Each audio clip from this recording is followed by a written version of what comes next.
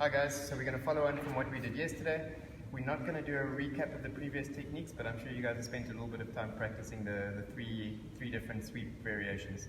So we're going to touch on one or two little issues that guys have come up with and asked about. So first thing is we're going to do the head and arm isolation. So we're going to pop.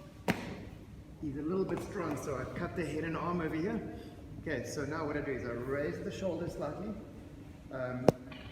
And then I'm going to drop this elbow inside to my knee. This is going to be where my pressure is, so I'm controlling the head and putting the head down. I'm going to roll on my side, so I'm using the head and the shoulder as a lever. Okay, I'm going to pin him on his side. Okay, so this is quite important. Immediately, this foot over here comes into play.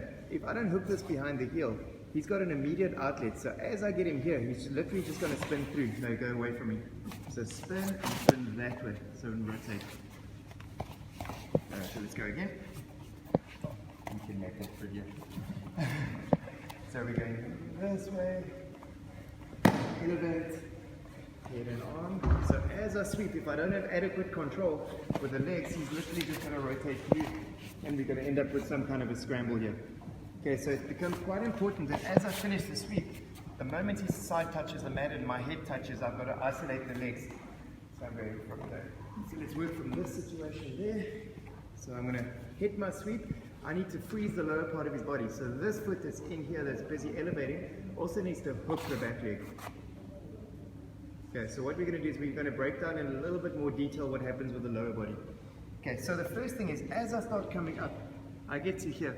I don't want my knee to get buried inside the leg. So what's going to happen, if I come up and I go here, then I get into a typical half guard scenario. Okay, so he kind of finds his feet. He knows exactly where he's playing from. So I want to just control with my toes on the floor. So I don't know if you guys can see there. Toes on the floor, and I need to make sure my knee is clear. I've got maintaining my underhook still. And then what I'm going to do is I'm going to put my knee on the ground next to his body. The underhook prevents him from turning. If he beats me and gets the underhook here, this becomes a game changer. So I need to make sure I've got underhook. I drive across. And then I'm going to go face control from here. I need to scoop up the face, make sure he's looking at the roof, fingers planted, face control, which gives me better control over his whole body because he can't turn his head. And then I'm going knee cut. Okay? I don't just sit, I don't just clear the leg, because if I clear the leg, my hips are going to be on top. And for example, if he's got a hand on my hip, let's turn this around. Let's go all the way down. So if I'm inside here with an underhook, and he's got a hand on hip. If I clear the knee and I just sit, he can elevate me and bridge me over. And the same is going to apply to gi. So if he takes a gi grip inside my leg or on my hip, this is where the knee cut becomes really important. So as I complete my pass, I'm controlling redirect, and I need to slide my hips off center. So most of my weight's distributed on that side, because his counter movement's going to come as I pass. He's waiting because he knows his leg's hooked. He's probably gonna lock and try to prevent the pass to some degree. Okay, if he controls the leg, if you look at what he's doing here, he pinches his knees together. He also gives me control of the angle of his hips. So it stands to reason that I want to have my foot as far away from his hips and as close to his knee as I can. So he locks his feet. This gives me quite a measure of control over his hips. If I'm too close to his hips and he locks his legs, I have to put in much more effort to rotate his hips. So I want to be right at the end of his lever. So I'm controlling knee line. Okay, then I can redirect. There's lots of options I have here. Okay, so I'm going face control, redirect. Okay, now I might have to use this foot to clear the leg, or to push the top leg, or I just go knee cut, but I make sure my hips are far away from his hips so he can't elevate me. So I go face pressure and slide. And my hips are quite far out. And then I can start to work from side control. So there's a little bit of troubleshooting on that position. That's where a couple of guys battled, and we'll move on after that. Okay guys, we're back. I hope you guys have managed to drill that. Right, so now what we're going to do is we're going to add an additional technique that kind of fits in with what we're working on here. Something we've got to remember, when I'm working on the bottom, if I'm tied up and I've got connection to his legs, if I don't have a good connection to his upper body, I don't really have any control of him. So it's very important that I have some form of entanglement in the legs, and I also will need to have some form of entanglement on upper body. Okay. The same applies to gi and no gi. So if a guy's posturing in my guard and I don't have upper body grips, it's going to become an issue. So he's also going to realize that if I'm only controlling my contact's lower body and I don't have good contact, overhook, underhook, posture breaking in some way, that my ascendancy over him is limited. So that becomes part of the game. So reversing the situation, if Sindile is on the bottom, you've got to know that if I can limit contact, so if I'm hand fighting and Sindile is coming up and he's trying to control me, if I'm controlling the hands and I'm posturing, and I don't allow Sindile to get any grip that he wants, now he's got some leverage on my lower body and he's got leverage on my upper body. So immediately I feel threatened. So part of the game has to be understanding, don't allow connection to lower body and upper body at the same time. Okay. So I'm on the bottom. I'm playing hand fighting over here. I shoot down under. Okay, so now I've got control. I've got connection and I've got connection. I bring him up onto the table. Okay, so now what we're going to do is something different. He's very strong in the upper body, so I know I'm not going to be able to isolate arms. As I drop him back, I give a little shrimp to the side. So I drop. I'm going to drop one hook here. I'm shrimping with this foot out, and I'm going to punch up to the ceiling. Okay. I'm going to take these fingers, I'm going to go around the neck and inside the armpit. So I want to get a good grip inside the armpit over here. If you're wearing gi, you can grab around the back and hold on to the lapel. So what's going to happen now, he's aware, he's going to flex his triceps and pull down. So he's anticipating the arm pressure. So squeeze, drop. Okay. So then I can go thumb inside, C-grip inside the elbow from here. I shrimp, and now if Sindile tries to get more pressure on me, what I do is I make sure my armpit's my shoulder's in the ball of his armpit, and I'm locking inside the armpit across the back. Okay, so if Sindile tries to put pressure on me, he's not able to cut across me right now because of these grips. So this forms a little frame. These two combine. He's not able to get his head up because of the pressure on the back of the neck. From there, okay, and all I do is I pivot on my kneecap and I'm starting to take back here. So I go up,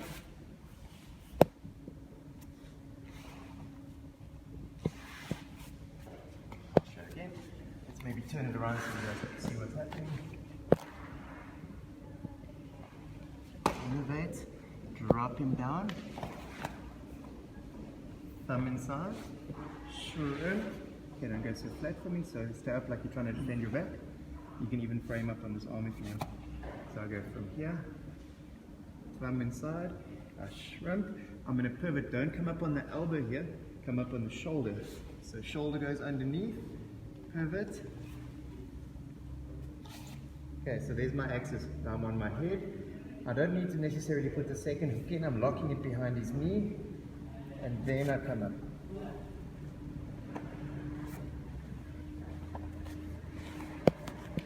We'll show it from the bottom so you can see what's happening with your feet.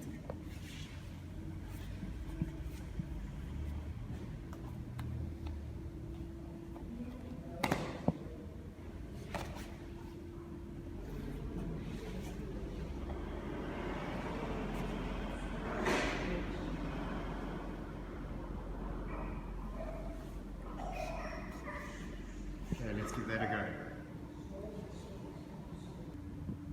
Right. Okay, so let's work the same upper body position, and then we're working with a different leg position. Okay, so I've got my double unders from here, but now I'm in the open guard. Okay, so what's going to happen here? It's going to be a little bit more difficult because once I've got double unders, there's almost no ways he's going to let me get my feet back in. Okay, so what I do is I maintain a nice high double unders here, and I form a loop.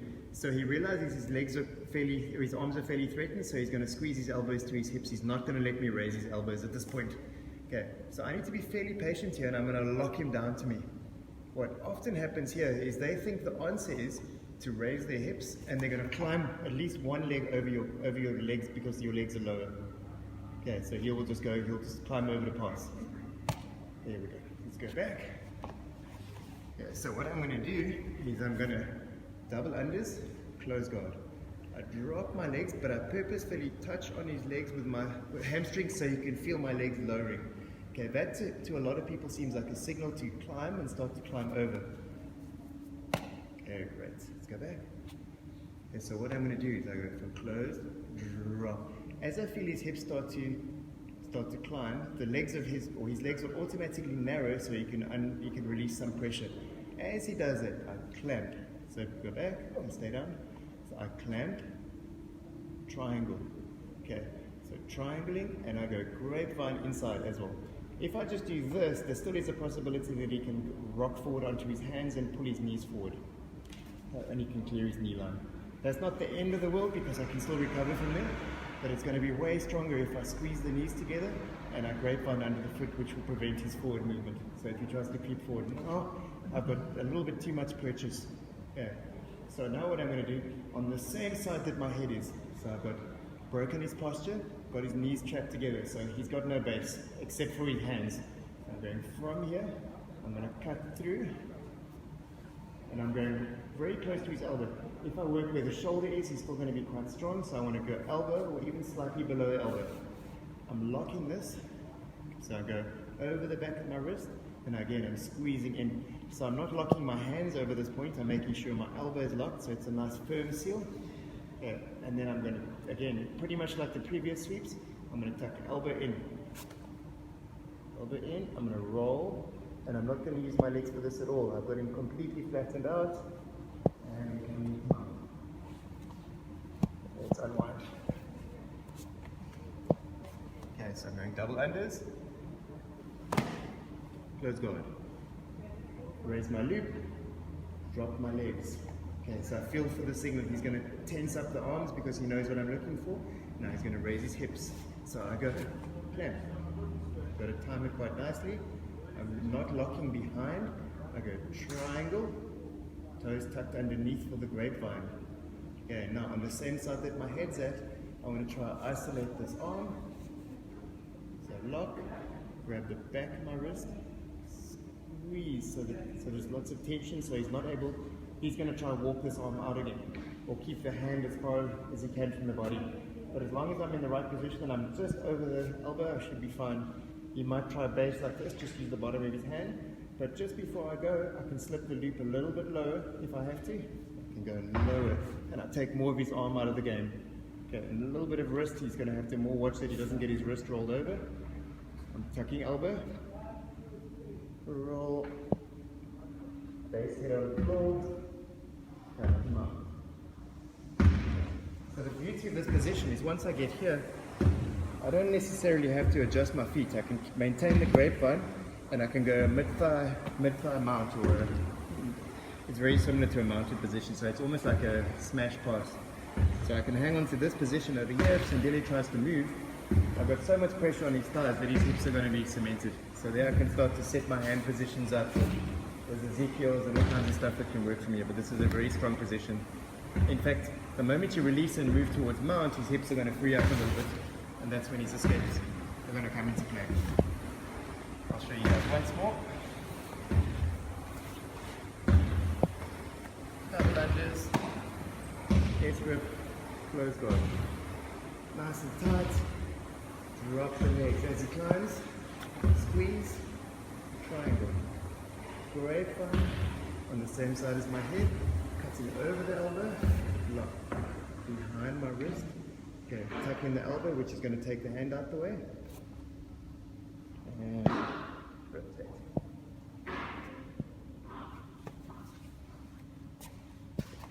And let's go give that a try, guys.